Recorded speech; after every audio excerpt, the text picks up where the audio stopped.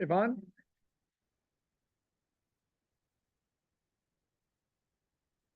Okay, we'll call the meeting to order of the Library Advisory Commission for January 13th.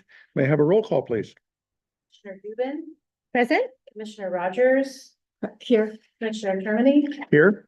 Commissioner Wool, I believe she's absent, Commissioner Wynn, Present? and Commissioner, we're gonna do this together. You're gonna correct me if I get this wrong.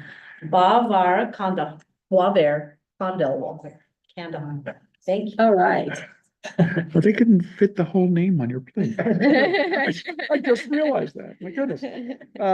Motion to adopt the agenda as it's written. Any additions or deletions? None? Move. I move. Second. And I'll second. All in favor? Aye. We'll move on to oral communication from the public on any items that are not on our agenda. Anyone? Off we go. And then we'll continue with the report by our library. Are there any? Oh, there's one online? It looks like they called in, Okay, oh, great. so I've allowed them to talk. Thank you. It just Okay, said- caller. Good evening. This is Judy Grunstra, and I'd like to direct this in a way to Rena Dubin because she was on the DLAC back then 8 years ago. It's a question, but I realize that you can't answer a question during this format. I'm wondering, did you ever anticipate that when you were voting to put the library in, the garage combined project, could you have imagined that we would be now in a position of funding just the shell, because that's what's left of Measure S money? We don't know where or when the rest of the money's coming from for the interior of the library. And it's just kind of crazy that, it's going to cost $41 million or perhaps more. We don't know how much it's going to cost, where the money's coming from.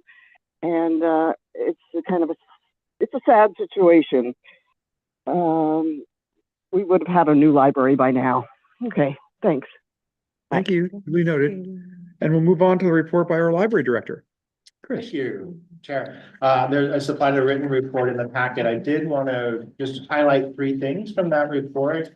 The first one is the Live Oak Library Annex in the Simpkin Swim Center. We had our open house on November 23rd, as I alluded would happen last time we met. It was a really successful event. We had, right, Charlotte, wouldn't it? It was really wonderful attendance from locals around, and then some nice programs that happened, and of course elected officials who spoke. And it was just a really nice event, and I want to just put it in the minutes that my gratitude to the staff who helped pull that off, because that was a long time coming. The other thing, two things I wanted to bring your attention to: we are starting our interviews for the Assistant Director of Libraries later this week to replace Eric Howard. So we've been moving on that fairly quickly, and hopefully we'll have a candidate identified shortly. And then finally, as I mentioned, I've started meetings with the newly elected officials, both in Santa Cruz and in the county. We have meetings scheduled with Supervisors Kim DeSerpa and Monica Martinez later next week. I've already met with Gabriela Triguero, and I've reached out to Susie O'Hara. We're just trying to find a time to meet for Santa Cruz itself. So those are the things I just wanted to highlight from the report. Thank you. And are you planning on meeting with anyone like in Capitola or Scotts Valley, that the newly electeds? We will add anyone to the list. These are the ones that I was kind of. No, those are definitely the top of the list. You may want to pick up some of the outliers too. Great idea. Absolutely. I just had a comment about this report. I mean, it was so complete and so detailed. I really appreciated it. And I particularly liked the programming, just to remind us, I mean, a lot of us know, but just to remind us how much is going on in every branch. It really was just spectacular to see and to be reminded about the adult programming and teen programming and, younger kids programming. It was just really incredible. So thank you for that. Thank you. And I'm glad we don't pay you by the mile, because you have been everywhere, truly. Was in Scotts Valley earlier today, talking to anyone who would sit still. It's fun. Wonderful. But thank you for that comment. I will pass it along to staff. And it is always a good exercise putting these packets together to understand when you're at the end of the week going, well, where am I? And then you start listing out what you've done. or Well, what the the obvious organization's ones done. we know about, Right. right? Sure. But then to just see like, I didn't know there was sewing for kids. I didn't even. That's incredible. I mean, that is Fantastic. really, really special. So, And what it makes me wonder though too is like, cause I did notice that too. It is like, I'm always amazed when I come to these meetings, how much more I learn about what's going on in the libraries, but I still don't know how we get that out. And I know we have a marketing person here, but it's just like, I just want the whole county to know. Cause it really is amazing what the library is providing. Yeah, and I will, I can't give you the full answer because I don't know the full answer, but I will tell you that's an ongoing conversation. we have, Yeah, right? yeah. We meet every week and talk about how do we get, what are we gonna prioritize, but how do we get everyone to be aware? I know, cause it really is. And is there, I didn't see on the agenda, I know it's in the packet, the white paper from the New York. Mhm, That was nothing less than remarkable. mhm. It was, there's so much information in there. And I think, to your point, it made me realize that despite the public's perception Mhm. that libraries are for, highly educated people and people of some wealth and, higher income bracket, that actually we serve the people that you don't see. And it's just remarkable. Yeah. That's really the heart of that white paper. It's just Yeah. wonderful. It is, Yeah. it is. And as I was talking earlier, that white paper is gold to a library director. It's not that I just know New York Public, but a lot of what's in that report is transferable to libraries anywhere. Yeah. And there's very little research out there that compiles that kind of information and publishes it in Yes. conjunction with an academic institution. That's what's It's- so yeah. amazing about it. And it's that library anywhere and everywhere from a single, a single branch system to a multi-branch system like New York City. Right.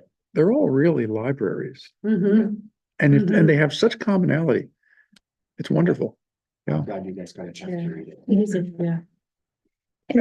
I know it's in the packet. I just didn't see it on the agenda that we were gonna do anything with it, It's on. formally, but Present it, yeah, I want to tell you that it's remarkable and my secret suspicion, and I know it's always true. All you librarians talk to each other. The Masons have nothing on them. Okay, just want to let you know that. If I could just, a better I secret know, society. on that, I know that you're gonna be presenting later, but it's just to dovetail on Rena's. So I'm bombarded with emails from the library and I check the website a lot, so I have a good sense of what's going on, especially at my branch library, but how big is your email distribution? Do you mean the newsletter? Yeah, the newsletter We where have you, about 60,000 subscribers. yeah, that's Yeah. incredible. So- And that actually is the most effective outlet that we have for information. So if you wanna know, you've got the opportunity to know. There's. Yeah. Yeah, and I don't know if Commissioner Devon was meaning, there is work to be done in creating more partnerships with community organizations to spread the word. In the short year that I've been here, that's been slowly but surely part of my work. And I just want to highlight, we are a team of 1.5. Oh, yeah, no, it wasn't a criticism in any way. There is ambition to a lot of stuff, but Yeah. our time and our capacity limits us. Of course. No, I found it. Yeah. And was it in this report where it said about the housing that that someone was that you helped, I can't seem to find Yes. it Yeah. again. It's in there. Yeah. Yes, because I didn't know anything about, I don't know who they are or anything about them. That's really, really amazing. Yeah, there's. I don't know two where it things. There's was. Housing navigators, which we work with in programs around and including at the Life Literacy Center in the downtown library. And then there was also a unique program at Scotts Valley last month where they're starting with a partner organization whose name escapes me, where they're helping people identify co-housing opportunities for people who are really looking for a place to live and they really just need a room for a period of time, which I thought was pretty unique. Yes, So, it is. and that's me discovering the program. Right. Interesting. Thank you. Let's see, we have a report by the Friends. Yes, Actually, I'm really glad to hear this conversation about programming and communication, because this has been a big thrust for the Friends recently as well. And across really all of the Friends chapters and our headquarters office, we're really making an effort to coordinate our communications and coordinate with the library communications as well. So we're working with Anna Maria and, you know, trying to emphasize programming that we feel, that they feel needs a little boost whenever we can do that, as well as, you know, just really trying to align our communications so that we know about all the things that are happening, so we can share with you all. One of the things I wanted to just share today is just some highlights, and, you know, there's a lot going on for it being early in the year. It's kind of amazing. You know, the Our Community Reads is kicking off, which is exciting. The concept is the whole community focuses on one particular book. This time it's Flight Behavior by Barbara Kingsolver, which has a climate change theme. And there are going to be 12 events going on. Every single chapter of the Friends is involved in pulling this off. Obviously, the Aptos group was a founding organizer of this, but it has really grown, and, you know, all the way across Friends, we have coordination. Events are happening all over the place. They're all free. It's possible to get registered through the library site, and it's very easy. There's going to be, I want to say it's January 21st through the March 13th, 12 different events. So very exciting. There's also a lot of art exhibits going on. You probably noticed that there's one here. Anne Thierman, I hope I said her name correctly. There's also an art exhibit in Felton, Suzanne Karen. There is an art exhibit at Scotts Valley, which is library staff and friends. So volunteers as well as library staff are the artists for that show. So check that out if you're in Scotts Valley. That's going to be fun. And if you can believe it, our brand new chapter, Brand 40, is already hanging an art show as well. And I believe they were just voted into existence like a month ago. So there's just a lot going on. But I just wanted to highlight a couple of these community activities, because there's just lots of opportunity that Friends are working on a lot. Wonderful. Any comments, questions? Then we'll move on to the consent calendar. Oh, are there any member reports? Anyone have anything to report? No? Consent calendar, taken as a single vote. I think we have the minutes and recent articles about Santa Cruz Public Libraries. Is there a motion? I move approval of the consent calendar. No, second. All in favor? Aye. Opposed? Off we go. Were there any comments coming in on that? Okay. Off to general business, and it's the time of the year where we elect a chair and a vice chair. And I'll make a quick comment about this. I'll be more than happy to serve unless someone else wants to step up, but I need you to know that I'm traveling for 6 months, starting and like now, almost. My wife is packing already. We're not leaving for a month, but she's packing already. Let you know that. And I'm going to miss the next 2 meetings. So I'm at your pleasure. I can step down, someone else can pick it up. However you want to do it, or I can continue. I'll leave it to the board. Well, I'd like to nominate Mike Termini. I think he has a steady hand and he's done a great job with us. And I think we could absorb your missing 2 meetings. So that's my nomination. I'll Okay. second. Anyone else? All in favor? Aye. Opposed? And for vice chair, I'll nominate Rena because she was so happy about me being nominated. It's my only revenge all year. Is it okay? Are you I think I comfortable? can be at the next, certainly the next meetings? meeting. So, Good. yeah. I would Perfect. second that. All in favor? Um, Aye. Opposed? Tough battle. Once The again. the contentious politics. And we'll move on to the confidentiality of library records. And is that your presentation, Chris? Yeah, there's a staff report and the updated policy for your endorsement in the packet. This is policy number 303, so it's just the time that it's just on its cycle to come up and be reviewed. There are a few updates to this, as you would expect with new technology. We did update the clarify the information that we actually gather from our patrons, the information we keep about you. So we pulled some things off that just aren't necessary anymore, like gender, driver's license numbers, or expiration dates, when you're registering for a library card. The other thing we wanted to do is highlight that people who are attending a library program, especially if they're attending with young children, and we have a photographer on site and we might want to take photos for merchandising and promotional opportunities, we might ask them for the parents or caregivers for permission to photograph the children.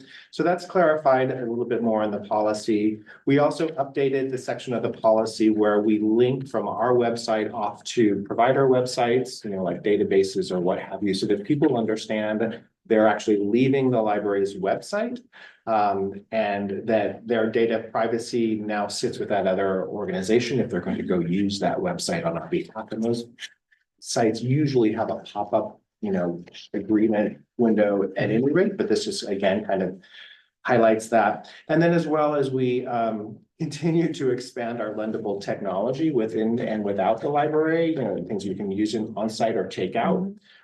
We just clarify that when you bring that stuff back, we clear it. We clear your data off that device or that technology. So we articulated those points. Those are the biggest changes in the policy that would then go to the next board meeting. I'm happy to answer any questions. I also have two people who worked on this policy in great detail sitting with us tonight. If you have questions, I can answer. And Chris, I have a question that our system in Santa Cruz has a long and proud history of not giving any government organization circulation information. Goes back to Ann Turner, Mhm. who was a hero at that moment. Do we extend that to anything electronic that is taken from our electronic lending? Because that's part of the circulation as well. Mhm. So any articles or books or what have you, that information stays in our system. Yes. Wonderful. Yeah. Sorry, Rena, you had That's- something? No, that's, Absolutely. Oh, I thought you were serious. oh, no, I do have some questions. but Go for it. If you're You, ready. I'm done. Okay, so you said that that you clear off when you lend the Mhm. computers. I know that you do clear off the computers here, but I didn't see it in the packet and maybe I just missed it. Why don't you clarify what the actual process is? There's a paragraph in there. No, it's not lendable not for the lendable, but for the, is there a paragraph in here? Oh, you mean the computer The here? computer's here. Yeah, I just didn't see it here and maybe I just missed it. No, I didn't see that either. The policies for the workstations that you could use the computers inside the library branches. Every time somebody goes on, they have to log in with their library card and their PIN number. And each time they log off, it clears it and it's a new session. And then on top of that, if for whatever reason somebody is uncomfortable with entering that information, they can request a guest pass at any time to use the computers without any information. And this is what it kind of looks like, a little piece of gum wrapper. And they can automatically get on the computer and then their session ends when they log out. So there's no data that is collected. I Are you suggesting maybe we could articulate it in the policy? I didn't see it in the policy. I think it should be articulated in the policy exactly what she That's a said, good point. especially the, yeah, that you don't even need a library card to do it, Mhm. or Okay. that it's not even, I don't know, it just Yeah. seems thorough. Oh, is it?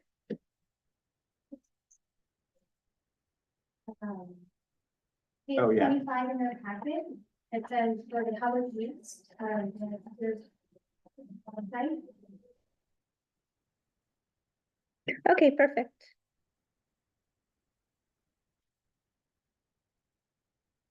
And I had another question. Go ahead. Okay, I do appreciate about the gender, so thank you for eliminating that. And then I was curious about on page 24, it just says email address for notices is optional. So I was just curious, I know we're not doing overdue fines, but if someone doesn't provide their email address, are we texting them with their telephone? Like, how do you say that your library book is due? Because it just seems like, yeah, okay, we're not really charging them, but I mean, I know I need my notice to tell me that I'm overdue. So we do email notices, they're courtesy notices, and we do text notices currently. Patrons can always talk to the staff, either call or email or come in, and then also check their account online. So there are a number of ways that they're getting the almost overdue notice and then overdue notice, and then, hey, your item is really lost, please contact us. Okay, I just wanted to be sure. Anyone else? Questions from the board? Anyone from outside? There are no online questions. Okay, then we'll continue. I believe that a recommended action is to endorse the confidentiality policy, so there's a motion Yeah, I move to endorse this policy. and there's a second from Charlotte. All in favor? Aye. Aye. Opposed? Unanimous. We'll go on to the library promotional merchandise. The swag master. I know, I want my I- t-shirt. I've never seen everything listed and I went, hey, wait a minute. I know, where's my mug? Oh, straw sunglasses. So I'm really excited to be here today sharing this with you. And again, I apologize for this setup and being in this weird location, but I'm really excited to be here sharing about this with you all because this is something that I started working soon after I started at Santa Cruz Public Libraries, and this is finally coming together. But before I get started, I want to ask you all a question. How many times have you been to a community event or a conference and you have come home with a bag full of items that may end up forgotten at the bottom of a drawer or perhaps in the trash?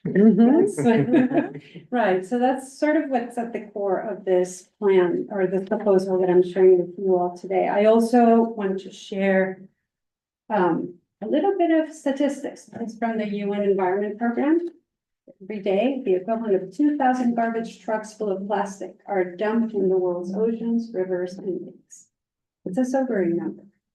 And it's something that makes us wonder, okay, what can we do to change this, to make the difference, right? So this is why I created this proposal and why I wanted to bring this forward. We want to take action in reducing plastic pollution and waste.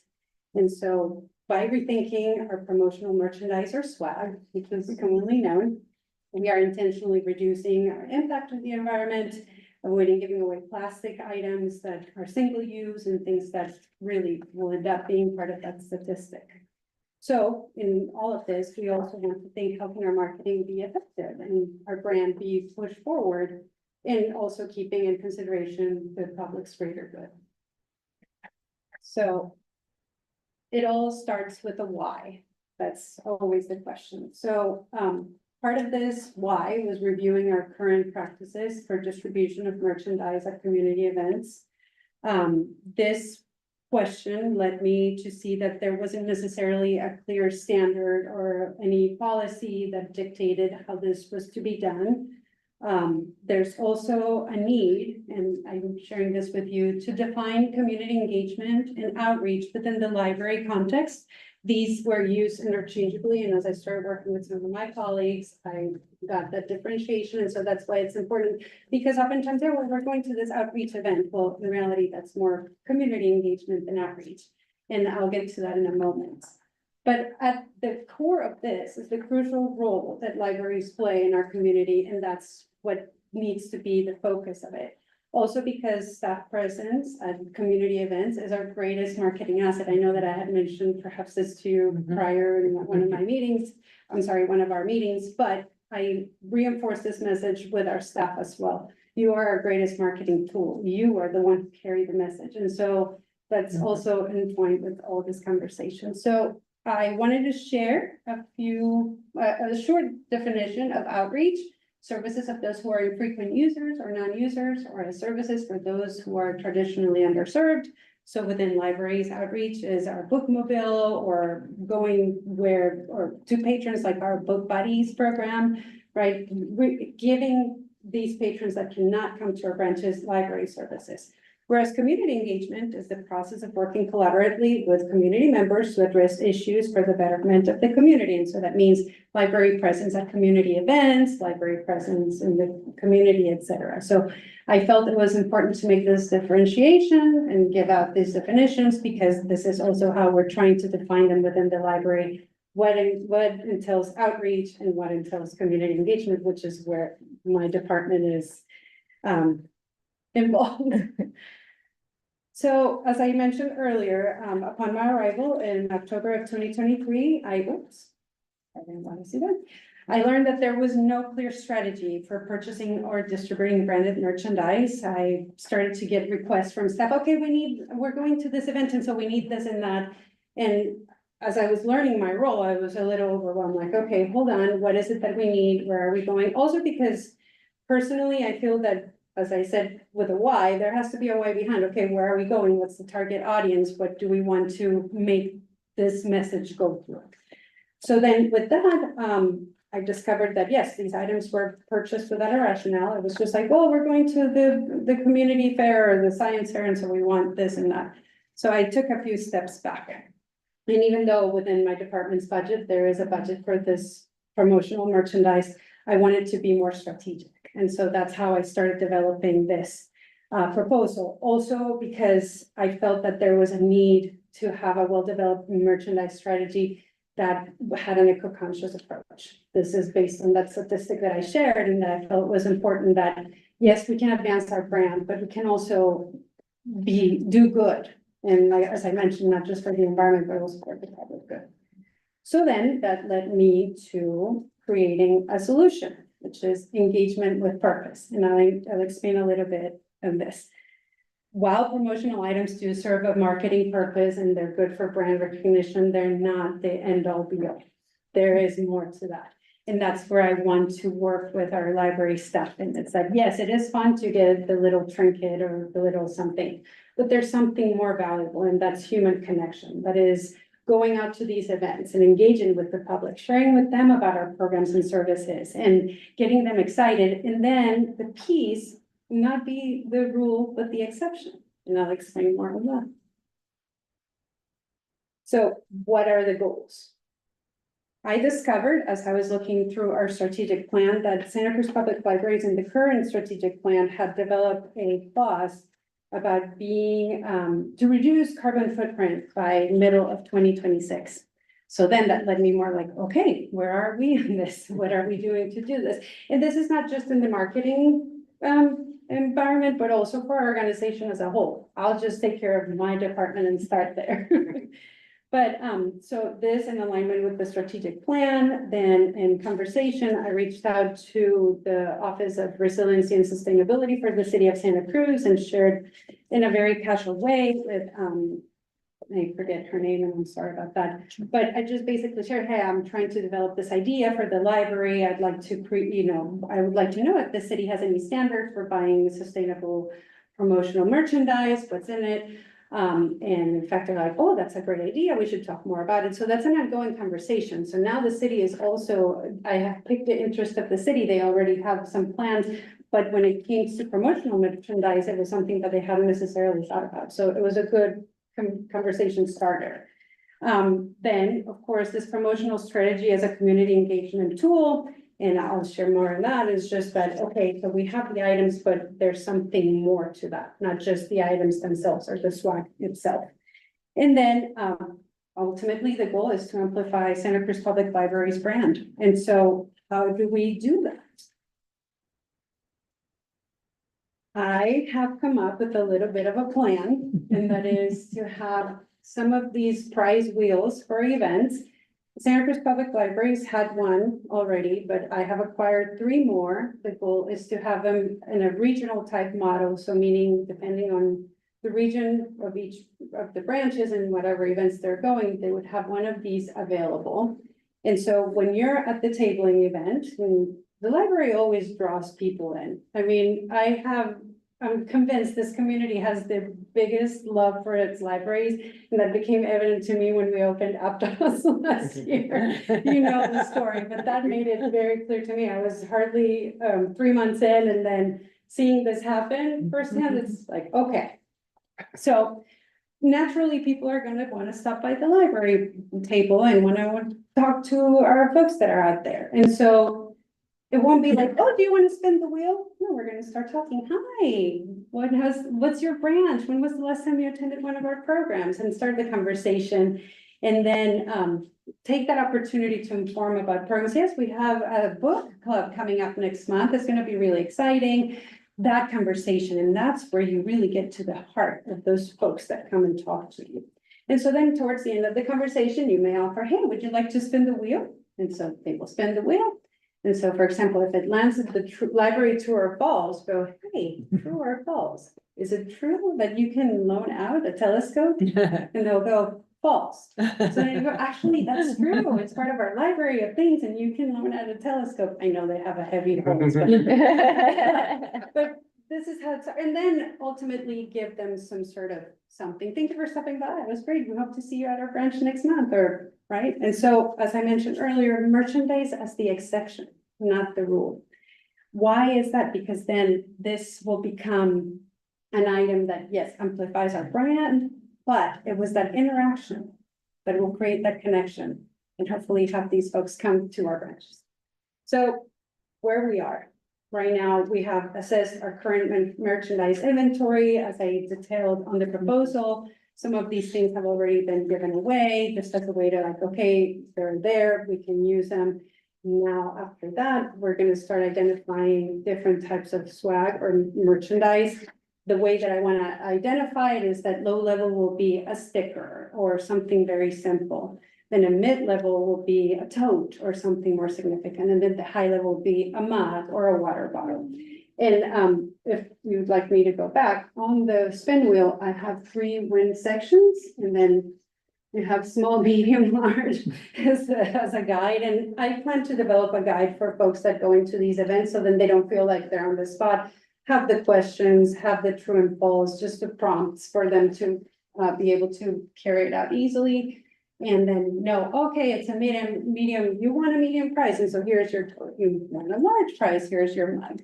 Because this will allow us also to know quantities and what we need to bring. And so after identifying this merchandise, we also want to define event attendance. I'm working with librarians to understand which events in the community they're planning to attend. So then that gives us a better idea too of, okay, what kind of items should we have? What demographic is this event? If it's a youth event or if it's a general attendance event.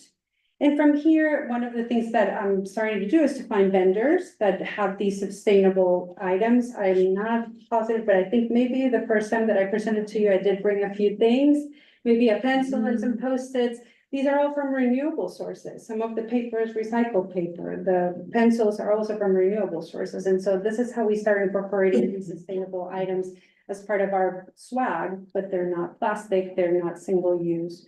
Then, as I mentioned too, creating a more steady distribution strategy, meaning knowing, okay, so you're going to these events, and so let's equip you with this many items that you will be ready. And also start a pilot program, give it a try, test this out, see what the reception from the community is, what kind of feedback we get, if people like it, or if they think, no, I just want my free print and keep going. But it will be valuable to understand what the community thinks of this. So then if it does work and is something that is well received, then we can implement it.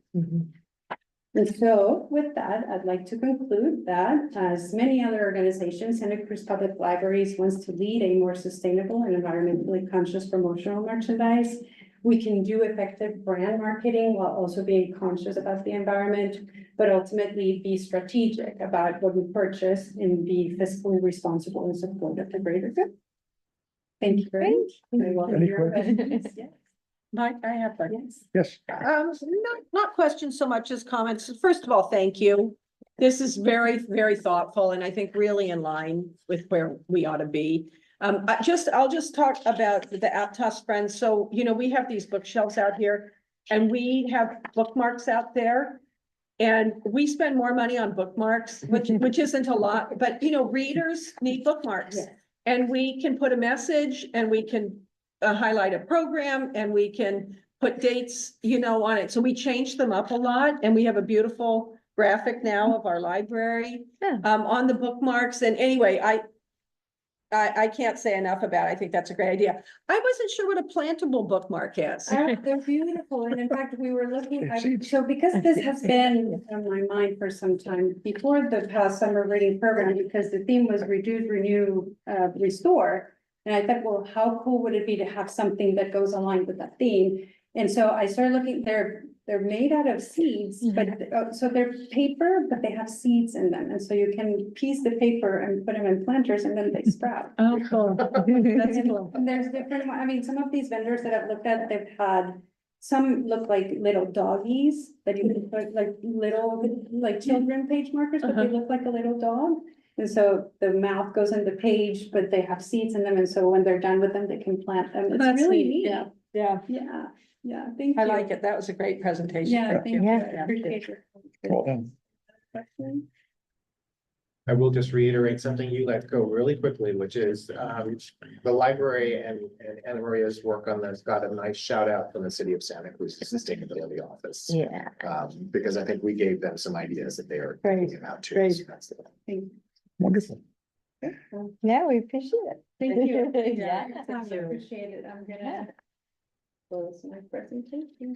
And I see Carlos here, so I'm sure we're gonna hear about the library website migration. Thank you very much. Oh, thank you.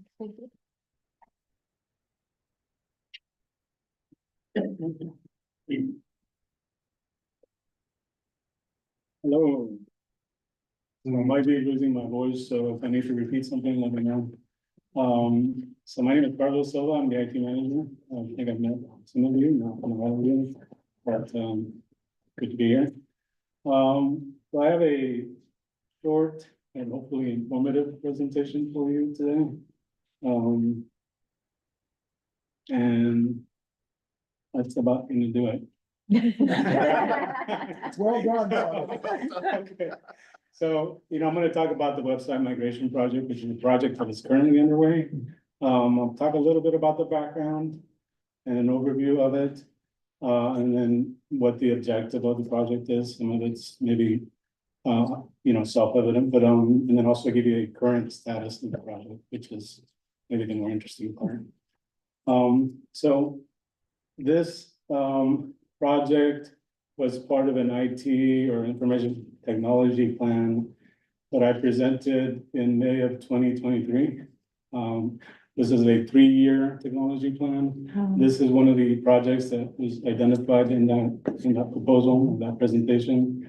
And so this is kind of the fruition of it. This project is underway. So what we currently have right now is an open source. So we self-host, we host our own servers, our own infrastructure. That takes a lot of effort on our part. We're down to one programmer, so there's a lot of work that needs to be done to maintain the servers and that website. So it makes this project a little bit more important in that sense. So this website we have now is evolved over time. We've had the same website for a long time. There's a lot of customization to it. Because of that, there's some complexity to it. The navigation design of it, although there's a lot that we have there that's been very useful, the design and navigation of it can use some updating. And there's also some compliance, accessibility standards that are coming into the picture as well. They're taking effect next year in April 2026. This project will address some of that, so it's kind of a timely project in that sense. And so that's what we have now, right?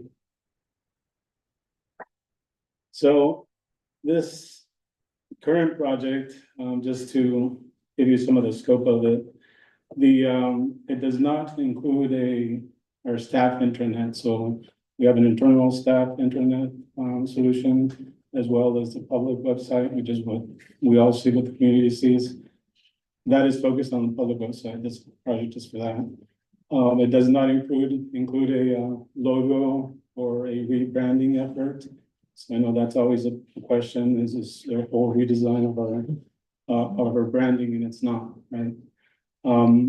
So, what we want to do is, like I said, improve the navigation, some of the security features, some of the modern features that are available with existing websites. The target is to take it off our premises, something that we have to maintain internally, and move it to a cloud hosted solution. And so that's what we're targeting now. You know, and with that, of course, look to enhance the user experience, accessibility, like I mentioned, and so maybe work on the navigation, get something that's makes a little more sense for the types of products that we want to present to the public, right? It's also, you know, improve the clarity and the findability of our resources as well. I think part of this project, we also want to try to look for opportunities to consolidate resources. What I mean by that is, you know, we talked about the newsletter potentially. We talked about, you know, we have meeting room spaces that we use third-party solutions. So we're looking for opportunities as we interview some of these vendors. Is there a way to maybe do some cost savings, integrate some of those into a new design? So we're definitely focusing on that part of it as well. So where are we at? So we had our kickoff meeting in December, or the beginning of December last year. We've been meeting weekly since then. We have 4 vendors that we pre-screened and that we're targeting as far as providing and having them do demos for us. We've had a lot of meetings with them as well. You know, we're also taking the time, currently our migration team, we have 2 different migration teams, but the primary team is about 10 to 12 people. They're our library staff. What we're doing now is going through our review process of our existing website and figuring out, okay, what's our visit count? Getting some analytics, finding out what is the public accessing, what are we using, what can we clean up? So there's a cost to all that when you move that to the cloud, right? So we're doing some of that currently. We do have demos scheduled. Actually, the first one is next week. And so that'll be 1 of 4. So we have a total of 4 vendors, like I mentioned, that will be providing demos for us. And last demo will happen at the last week of January. So beginning of February, we'll hopefully be able to select, you know, we'll be scoring the vendors and be able to select the vendor that we want to move forward with. The go live date for us, the target date is in August of 2025, which makes this roughly about an 8-month project. It is sort of a constrained timeline, just because, you know, there's a lot to projects like this. But it sounds doable, from what we can see, so.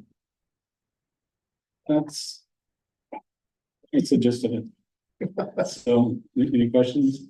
I have a question. What will the vendor demo look like? I mean, will they come in and basically show you how they propose to redo the website?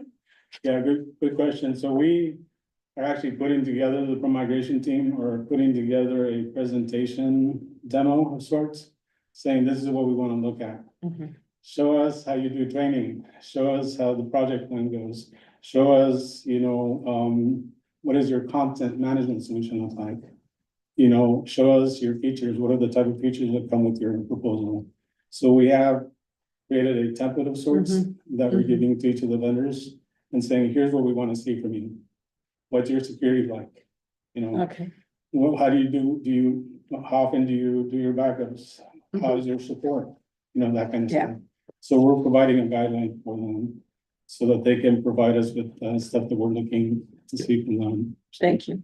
Yeah, thanks. Carlos, so let's say we're in August and it's getting ready to happen, and it's ready. How do you roll that out? Is it all just like one day it's here and one day it's there, or do you test it out on the staff first, or what's the process? Yeah, so the process will be is whichever vendor we select, they will produce a template, and initially they'll have maybe a template of 3 different demos. Have us pick this is the kind of navigation we want to see. You know, we like the way this is laid out, so they'll have us select something. They'll set up a pilot website for us. Include some content migration for us and have a place for us to go in and test, right? And so that's where we can do some of that testing. Once we're happy with and have a good plan for how we're gonna, you know, finalize all that, then we'll actually have a go live date. At which point, you know, all our background stuff, networking and all that stuff will have to be in place. So that'll be well advertised ahead of time. You know, there'll be notices on our existing website. Staff will be informed, all that. So in a sense, yeah, it'll be, you know, from this day to the next, but it'll be well known ahead of time. Right. And it's just bug chasing. What's that? Bug chasing. Yes, No. hopefully, aired out a lot of those before. During the pre-tab. Yeah, exactly. Great. Yeah. Love it. Anyone else? Yeah. Rita? I just wanted to say that, I know I would be happy to help with the testing. I know probably all of us here as the commission, we would be really happy to, I'm speaking on behalf of everyone. But we tend to use the library a lot, so, you know, that's why we're here. And so, if you need other eyes or users to see what's intuitive, please call on us. Okay, perfect. Yeah, Yeah. thank you. Appreciate that. I'll just add, I think, and we'll make sure that this group is updated throughout the process in subsequent meetings.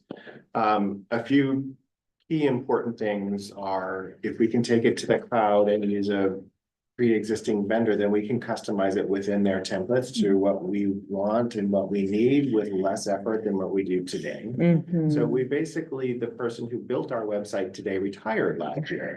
She's coming back to help us through this migration so that all that custom work that we did over the years what we decide comes across will come across. Okay. The other, yeah, and we will, you know, I'm sure the vendor will step us through guidelines of what they recommend in terms of testing, you know, pilot sites, and then when do we put a pilot site out there for the public to start to discover, and maybe have 6 weeks of people reacting to a beta site that isn't yet replaced our current site, and then actually a cutover to help with that.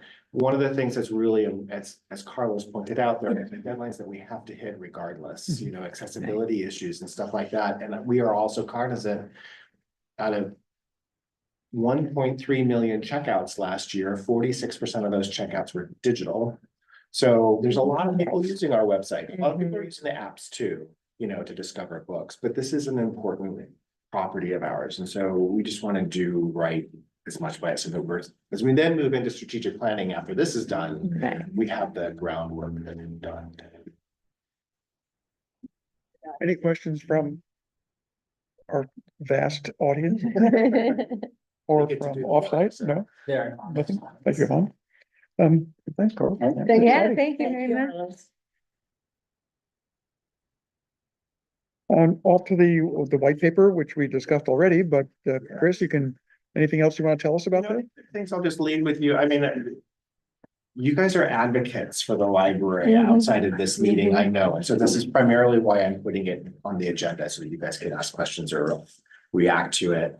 A couple of things that strikes me out of this. One is just this whole notion of positive psychology and this whole framework that they use, which is really unique. And I'm looking at it for other reasons as a leader. But the other interesting thing is, again, you know, a lot of the results of this white paper are things that library staff and library lovers know instinctually. And now we have something that is actually kind of backed up with data, which hopefully will inspire more studies that back this up even further, that we can then use when we're advocating with politicians or whoever for what we want to do. So I'm really encouraged by that. I also am encouraged that it says that museums are already in this space and how they reflect what they do, you know, and they have to raise money, most of them, constantly to stay in business. Now if we can get this same tool, that would be very helpful. And then there was one comment in this where, you know, the results of this study give a framework to show that libraries can exemplify a public institution that people trust. And in this day and age, trust is going by the wayside in public institutions, and we can help maybe help play a role in that and kind of maintaining or building trust. Just as a public organization ourselves. So those are just some takeaways from me from that, but I encourage you to share this widely. Talk about it. You have managed to quantify the good feeling that everybody in this room gets when they walk into a library. Mhm. And I don't think I've ever seen that. Yeah, That's exactly. exactly, yeah. It's rare. Yeah. It's very rare. We often talk about our CERC numbers and how many people showed up for programs. Right. Valuable, but this is the touchy-feely that actually really matters to people when you talk to them in person. Yeah. Well, I was telling Christopher that this really sums up the way I have felt about libraries my whole life. Yeah. Like every library I've ever walked into, I have felt good about. And, you know, to see it, you know, just quantified and with this analysis is really great. When we first started the Aptos Friends, we marched in the world's shortest parade the first year, just to see if we could get more friends. And as we marched down, you know, the 6 blocks, people would shout at us, "We love the library." And it was just like, yeah, I mean, of course you do, everybody does. But to see this really quantified is really fantastic, and I do plan to talk about Yeah. it, you know, with people. But I did say to Christopher, so can you like distill out what it is, like what is the it that people so, you know, love about libraries? I mean, I like just walking into a library, but is there something that sweetens that feeling? I mean, I don't know the answer to that. You know, I it, don't know if Christopher did. two things. Number one, we're actually not weird. Well, we are. We're in the majority, okay, so we got that going for us. And, you know, I grew up in the inner city and my start was, it was safe. Yeah. It was almost like sanctuary. Yeah. No one screwed with the library. Right. Okay, nothing bad happened in the library. It was a safe place. Mhm. So if you're in there, everything's good. Yeah. And that builds over time, your life. Yeah. And I think another thing that comes out in this report. I saw that, yes. And then I think the other thing that comes out in this report that I've heard elsewhere, anecdotally in surveys that we've done in different places I've worked are, and this really came out in 2008, 2010, the recession, when everyone was in between jobs for a while and canceling their Netflix and couldn't afford bookstores. They'd come to the library not to get stuck because they couldn't afford it elsewhere. They'd also come to the library because they were staring at their own 4 walls all day, feeling down, feeling worthless. And, you know, they told us, this space makes me feel like I'm contributing something or that I'm exercising my brain cells, you know? That's another thing that kind of comes out of this report. Yeah. When your going gets tough. Yeah. Tina. This one for me also validated how regardless of how challenged we are in Santa Cruz County to serve the bulk of our residents who do not live within a 5-minute drive of library, that those branches that are out that we think of being really far away, how important they are, and also what else we can do to bring this sense of community resource to everyone else. I mean, we're looking at, so you look at District 1 and you've got like 80% of District 1 with no library within a half an hour. Exactly. So what else can we do to bring this feeling or these resources to those people? Short of, we can't build 20 more libraries, we know that. But what else can we do to bring the library feel, what you feel when you walk in this building or when you access the internet to our community, Yeah. so that we help build community and be a resource. 100%. That's a great. Stay tuned. Yeah, good. My number is always available. 24/7. I mean, and back to Chris's report, think about bringing that library feeling to the incarcerated. Yeah. That's a high bar, Absolutely. really well done. Thank you. And I'm just really like, one of the things about the downtown library and, you know, and just that came up when we were looking at how to redesign it is people were mad that they weren't safe. Like people were angry that they didn't get this Yes. feeling, and just how incredibly thrilled I am with these new buildings, because I do feel like this space that the community is supported in all of these branches. I really feel that it promotes, I mean, I'm just looking at these words that people are saying and it's, yeah, it's really beautiful now that we have that reflection of the physical space and that emotional space that people can feel. So, Absolutely. yeah. Well done. I don't think there's any action on this. No, it's just informational. I know we have the scheduled meeting for April 14th, Scotts Valley branch. I'll think of you in New Orleans. No, you won't. Yeah, probably not. I'll keep you posted because we will be all over the. Flat Stanley, we'll give you a flat Stanley to Everywhere, take with you. You got it. Well, I'm on Libby and it keeps me connected throughout. One thing I'd like to bring up just under general comments for the good of the order is, Anna Maria, the 60,000 emails. Carlos, the website.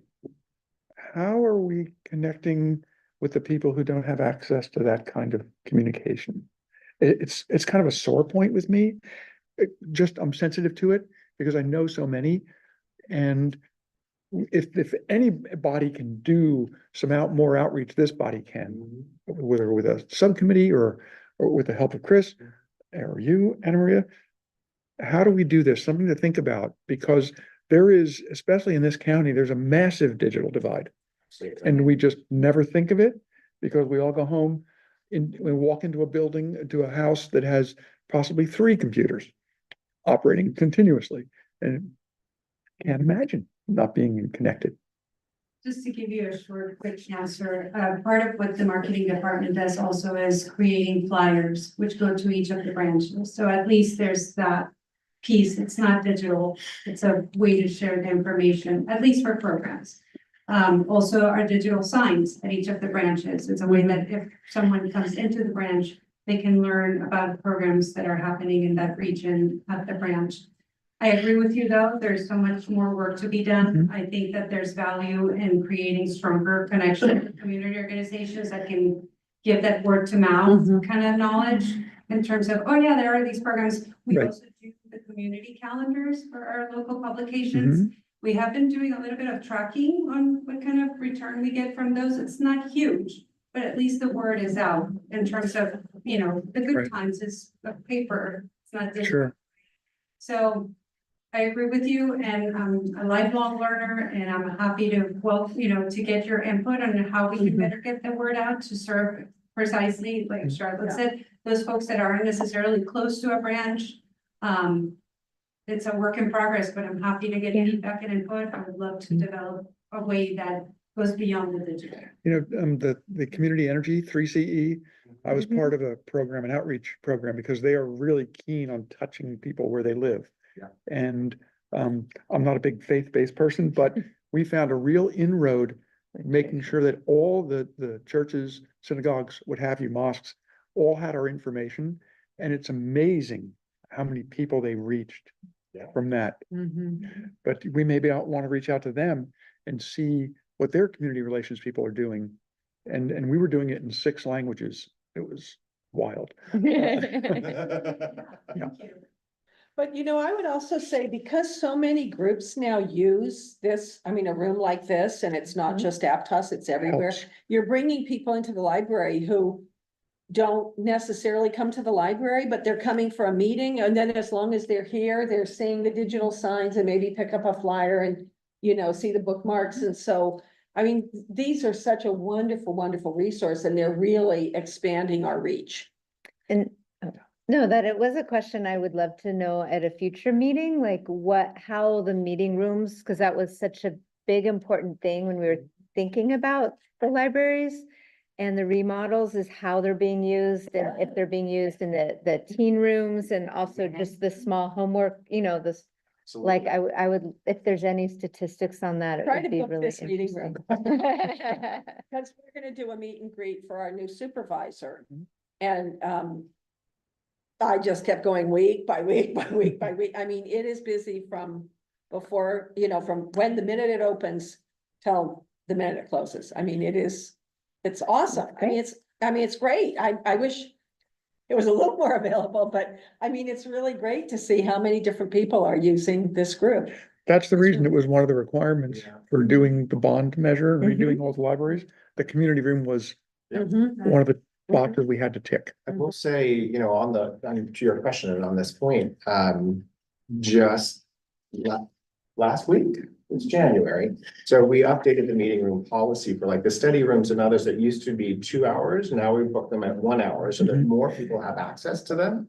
We're getting, so far, it's 5 days in, so we're getting a positive. But yes, every branch I go to, Rena, and to your point, Tricia, you know, Scotts Valley, you know, Brantford 40, elsewhere, these rooms are booked Yeah. solid, whether Yeah. it's this big or this big, and we will have stats, and we can bring back a At presentation. some point, it would just be really, I would. Yeah. really And you know, like the to see teen room is really highly utilized. Here, Yeah. Yeah, every you wouldn't branch. get the statistics necessarily because you Right. don't book it, but it's busy. Right, as soon as school ends, right. it fills up. I Yeah. think, and we can come back on that as well, because one of the things in the strategic plan that we would like to explore is how we invest. We've invested in the teen spaces. Now, how do we invest in the teens themselves with staff and program that's more than what we just do? Because downtown's gonna have a beautiful teen room. Yes. Yes. It's Yeah. not gonna be a corner of the picture book. room. Right. It's gonna be something very special. The other thing I would say is, later this month, I'm having coffee with Jeff, head of Parks and Rec for the county. His last name Mhm. escapes me. But, you know, he's got some mandates to do outreach in South County, you know, and so we're like, well, what can we do together? You know, now that we have, not to recreate the annex, but there, you know, it creates a relationship that we can exploit That's elsewhere. Maybe there really are other nice. Things that we could Mhm. look at doing from an outreach perspective. Mhm. That's great. Yeah. Great. it's really Anyone good. else, any other comments from the public? There are no online comments. There are none. So we will adjourn the meeting. And Thank you'll you. Safe travels. all be together. Yeah. Yeah. Where you going? Let's see, we're going about 10,000 miles. And